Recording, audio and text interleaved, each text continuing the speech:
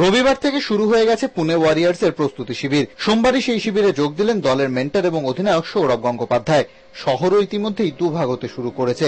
Prince of Calcutta দখল নিতে শুরু করেছেন শহরের হোর্ডিংগুলোর। রওনা হওয়ার আগে এক্সট্রা টাইমের মুখোমুখি মহারাজ। মাইকেল ক্লার্ক থেকে নিজের লক্ষ্য বললেন সবই।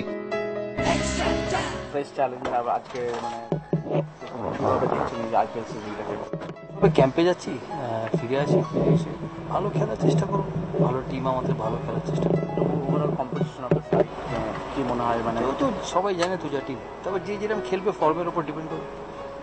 মাইকেল ক্লার্কও আজকে একটা কনফার্ম করেছে যে he is having talks with the Pune warriors এবং ওর ম্যানেজমেন্ট কোম্পানির সঙ্গে কথা হচ্ছে। তো how hopeful are you about having him in your side?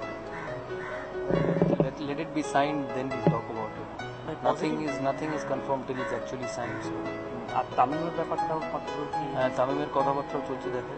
R there has been a few injury concerns, কারণ Angelo Mathews, Ashish Nehra, they'll all recover. তবু এই পুরো আইপিএল মৌসুমটাকে নিয়ে কি another opportunity to play cricket and hopefully we'll do well this year.